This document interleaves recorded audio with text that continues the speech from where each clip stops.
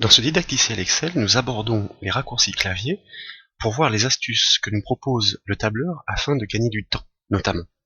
Nous allons commencer par les raccourcis clavier qui concernent la saisie, avec, pour débuter, un peu de fantaisie. Si je me place dans une cellule vide et que je réalise au clavier le raccourci CTRL plus point virgule, la touche CTRL et le point virgule, vous remarquez que Excel y inscrit instantanément la date du jour. Il s'agit d'une date statique, ça veut dire qu'à chaque ouverture du classeur, la date n'évoluera pas contrairement à la fonction aujourd'hui. Néanmoins, le raccourci clavier vous permet de le faire en un clin d'œil. La touche entrée pour valider nous a permis de sélectionner directement la cellule du dessous. Maintenant, toujours dans une cellule vide, si je réalise le raccourci clavier, CTRL plus point virgule, la touche CTRL et le point virgule, j'y insère l'heure en cours, là aussi une heure statique. Cette fois-ci, plutôt que de valider avec la touche entrée qui me sélectionnerait la cellule du dessous, je vais valider avec la combinaison de touches CTRL entrée. Voilà encore un raccourci intéressant, la touche CTRL et la touche entrée, pour valider un calcul, une saisie, tout en conservant la cellule active.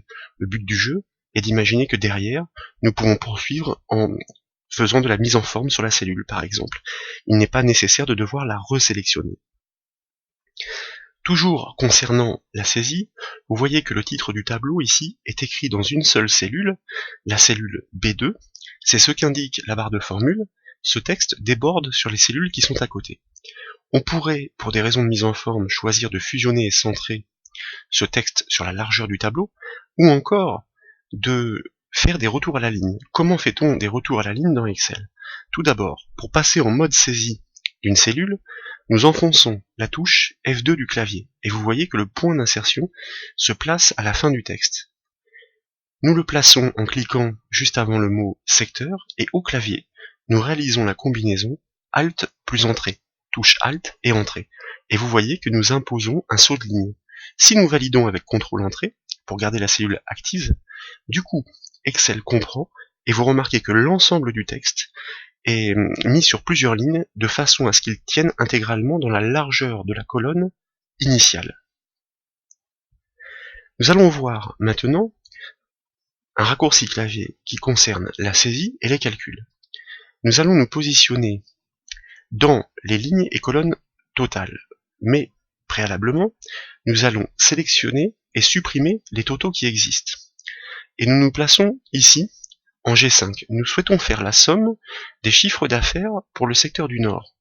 Au clavier, Alt plus égal, la touche Alt et la touche égale. Vous voyez que la somme automatique d'Excel se déclenche. Excel demande une confirmation. S'agit-il bien de ces cellules? Oui. Nous validons avec CTRL Entrée ou Entrée, si nous souhaitons nous positionner sur la cellule du dessous.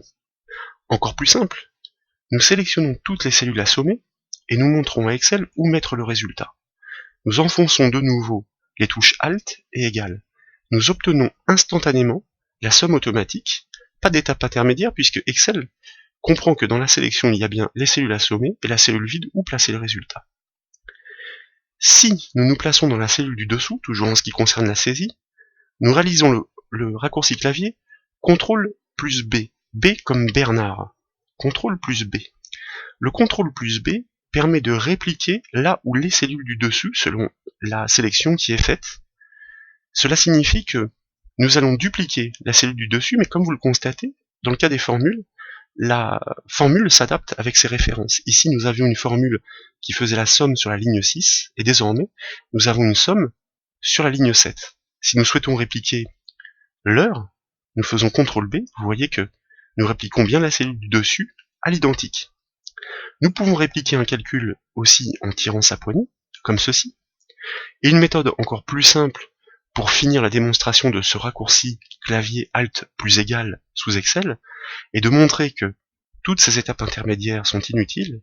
Nous montrons à Excel toutes les cellules à sommer en colonne et où placer les totaux en colonne. Et là, nous faisons Alt égal. Et en un clin d'œil, nous obtenons toutes les sommes automatiques. Donc vous voyez que ces raccourcis clavier sont vraiment très intéressants en termes de confort et de gain de temps. Nous avons aussi des raccourcis clavier qui nous permettent de faire de la réplication comme nous l'avons vu. Nous avons des raccourcis clavier qui nous permettent de passer à la ligne. Nous allons voir maintenant les raccourcis clavier qui concernent les sélections. Illustration très intéressante, nous sélectionnons l'une des cellules du tableau et au clavier, nous allons réaliser la combinaison de touches CTRL-A. La touche CTRL et la lettre A. A comme Anatole. Et vous remarquez, et ça c'est très intéressant dans Excel, que avec un raccourci clavier, nous sélectionnons instantanément tout le tableau, selon les bornes du tableau. Du coup, derrière, nous pouvons entreprendre des opérations de mise en forme, etc. En revanche, si la cellule sélectionnée avant de réaliser ce raccourci clavier est une cellule vide qui n'appartient pas à un tableau, et que nous faisons CTRL-A, nous sélectionnons alors toutes les cellules de la feuille. L'autre technique qui ne dépend pas d'un raccourci clavier pour sélectionner toutes les cellules de la feuille est de cliquer ici à l'intersection des étiquettes de lignes et de colonnes. Nous allons voir maintenant, pour les sélections, quelles sont les touches qui permettent de faire des sélections complexes, entre guillemets, assez rapidement, de manière à pouvoir ensuite les mettre en forme et de ne pas être obligé de refaire les opérations à maintes reprises. Par exemple, nous souhaitons mettre en forme la colonne de titre et la ligne de titre du tableau.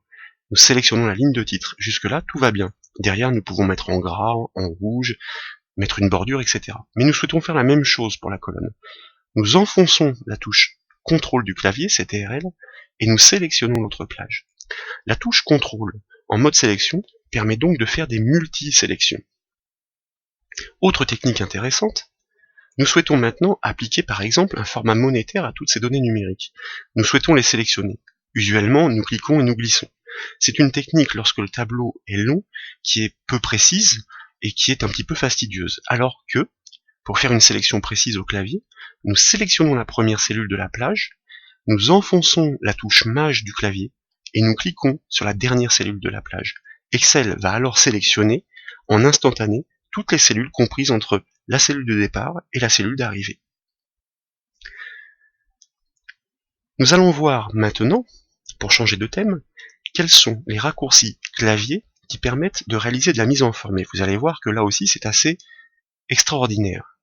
Nous cliquons dans le tableau, ou plus précisément ici, nous allons sélectionner tout le tableau. Puis, nous allons réaliser le raccourci clavier CTRL-L, L comme Louis. Et remarquez que Excel vous demande juste une confirmation. Ai-je bien défini les bornes du tableau? Oui, nous validons avec la touche Entrée.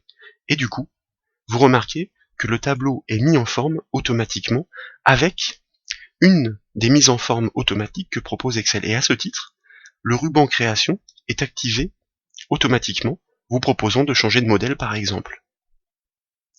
De la même façon et toujours au clavier, si nous voulons agir sur les cellules numériques, nous les sélectionnons et nous réalisons la combinaison CTRL-M et nous passons en format monétaire. Le M pour monétaire, plus besoin de passer par le petit bouton du ruban accueil qui permet de passer toutes les cellules numériques au format euro. Toujours pour la mise en forme, si nous sélectionnons par exemple la dernière cellule en bas à droite, le CTRL-G permet de mettre en gras, le CTRL-I en italique et le CTRL-U en souligné. Plus besoin d'utiliser la souris pour mettre en forme les cellules de la feuille. Enfin, voyons des raccourcis clavier qui concernent la manipulation de cellules. Nous pouvons insérer des lignes ou des colonnes dans une feuille Excel, par exemple en présélectionnant une ligne, et en cliquant avec le bouton droit, puis sur Insertion. L'autre méthode est de réaliser au clavier la combinaison CTRL plus la touche plus, la touche CTRL et la touche plus du pavé numérique. Le raccourci clavier CTRL plus permet donc de réaliser une insertion, mais pas seulement de lignes. Ici, nous voulons insérer une colonne. Tiens, pourquoi pas deux? Nous allons donc présélectionner deux colonnes pour mettre Excel sur la voie et lui indiquer que nous voulons insérer deux colonnes. Et nous faisons le CTRL plus. Excel insère deux colonnes avant l'endroit sélectionné.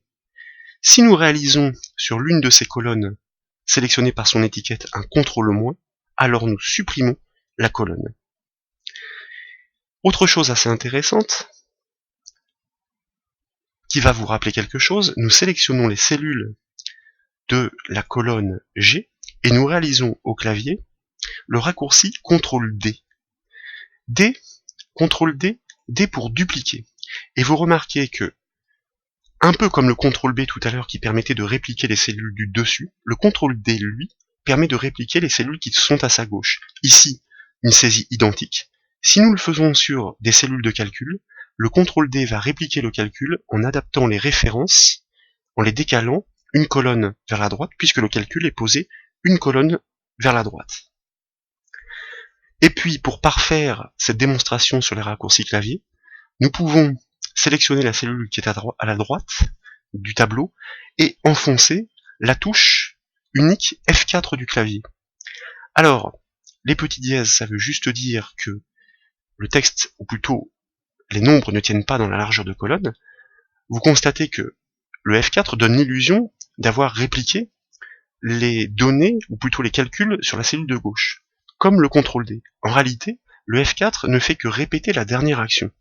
Si par exemple, je mets une cellule en gras, et que je sélectionne une autre cellule et que j'enfonce la touche F4, je répète la dernière action, je mets en gras. Et enfin, le dernier raccourci clavier, le CTRL-Z, Z comme Zoo, qui permet d'annuler en cascade. Voilà pour cette petite démonstration des raccourcis clavier qui permettent quand même de faire beaucoup de choses rapidement sur Excel.